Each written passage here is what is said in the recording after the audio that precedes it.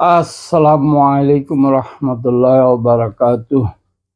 বন্ধুগণ, দেশের অবস্থা খুবই হাস্যকর এবং দুঃখজনক মনে হচ্ছে, তাই আপনাদের সামনে উপস্থিত হলাম। অন্তর্বর্তীকালীন সরকার এমন একটা অবস্থা বিরাজ করতেছে দেশে, যে সরকার কি করতেছেন জনগণ বুঝে উঠতে পারছেন না।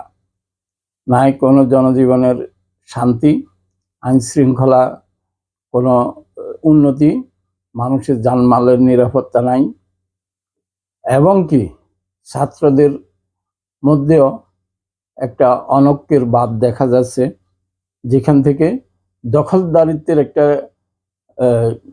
মহাডা চলতেছে। তিতুমির কলেজ দখল করে নিলেন মহাখালী, শেয়ার বাজারের ওনারা নিয়ে গেলেন এই মতিঝিল।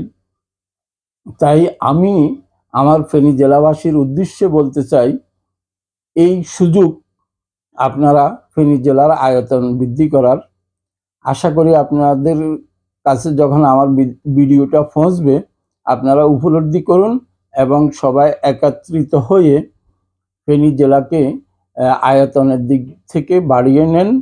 এদিক দিয়ে আপনার 14 গ্রাম আর ওদিক দিয়ে মিরসরাই উপজেলা ফেনী জেলার অন্তর্ভুক্ত করে ফেলুন। এটার আয়তন বৃদ্ধি করুন। আপনারা 14 গ্রাম থেকে মিরসরাই পর্যন্ত ব্লকেট ঘোষণা করে ফেনী জেলা অন্তর্ভুক্ত করার দাবি তুলুন এবং সর্বস্তরে মিছিল, আন্দোলন, সভা সমাবেশ যা যা করার প্রয়োজন পড়ে সব কিছু করুন। এবং এই সুযোগ, ফেনী জেলার আয়তন বাড়ানোর এই একটা বড় একটা সুযোগ আপনাদের সামনে উপস্থিত হয়ে গেছে। যেভাবে দখলদারিত্ব চলতেছে, যে কোনো দাবি দাওয়া নিয়ে রাস্তায় চলে যাচ্ছে, আপনারা ফেনী জেলাবাসী যদি ফেনীতে হাইরোড এবং রেল লাইন ব্লক করেন, তাহলে চিটাগং এবং ঢাকা অচল হয়ে যাবে। আমরা চিটাগং বিভাগ নিয়ে চলতে পারবো। আমাদের ঢাকার সাথে আমরা যোগাযোগ না করলেও চলবে, যেহেতু আমাদের চিটাগং ফ্রি পোর্ট আছে এবং ইন্টারন্যাশনাল এয়ারপোর্ট আছে, আমাদের কক্সেস বাজার আছে।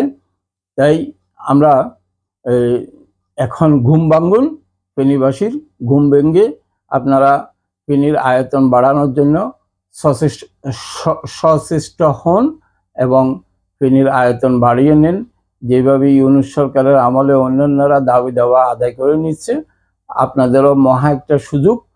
ফেনীবাসী হিসাবে আমি আপনাদের কাছে অনুরোধ করতেছি, আপনারা এই সুযোগটা কাজে লাগিয়ে ফেনীর আয়তন বাড়াই নেন। ইউনূস সাহেব খুব নটবড়ে দেখা যাচ্ছে, ওনার আমলটা এই সুযোগ আর আসবে কিনা সন্দেহ আছে। তাই আপনারা ফেনীবাসীরা জাগ্রত হন, সভা সমাবেশ এবং আন্দোলনের মাধ্যমে ফেনীর আয়তন বাড়িয়ে নিন। আল্লাহ হাফেজ।